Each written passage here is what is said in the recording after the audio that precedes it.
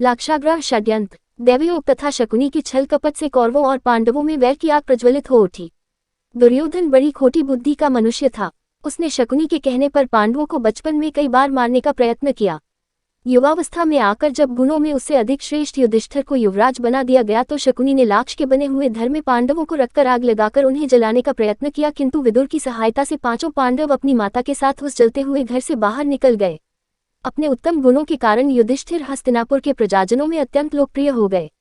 उनके गुणों तथा लोकप्रियता को देखते हुए भीष्म पितामह ने धृतराष्ट्र से युधिष्ठिर के राज्याभिषेक कर देने के लिए कहा।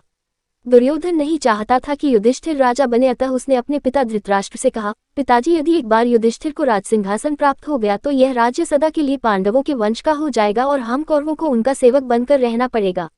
इस पर धृतराष्ट्र बोले, वत्स दुर्योधन, युधिष्ठिर हमारे कुल के संतानों में सबसे बड़ा है, इसलिए इस राज्य पर उसी का अधिकार है। फिर भीष्म तथा प्रजाजन भी उसी को राजा बनाना चाहते हैं। हम इस विषय में कुछ भी नहीं कर सकते। धृतराष्ट्र के वचनों को सुनकर दुर्योधन ने कहा, पिताजी, मैंने इसका प्रबंध कर लिया है। बस आप किसी तरह पांडवों को वारणावत भेज दें। दुर्योधन ने वारणावत में पांडवों के निवास के लिए पुरोचन नामक शिल्पी से एक भवन का निर्माण करवाया था, जो कि लाख, चर्बी, सूखी घास, मूंज जैसे अत्यंत ज्वलनशील पदार्थों से बना था।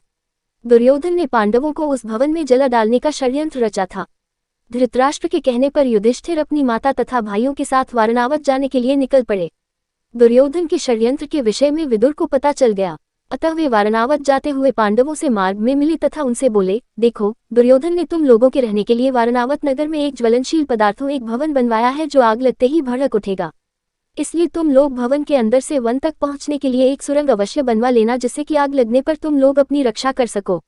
मैं सुरंग बनाने वाला कारीगर चुपके से तुम लोगों के पास भेज दूंगा। तुम लोग उस लाक्षागृह में अत्यंत सावधानी के साथ रहना। वारणावत में युधिष्ठिर ने अपने चाचा विदुर के भेजे गए कारीगर की सहायता से गुप्त सुरंग बनवा लिया। पांडव नित्य आखेट के लिए वन जाने के बहाने अपने छिपने के लिए स्थान की खोज करने लगे।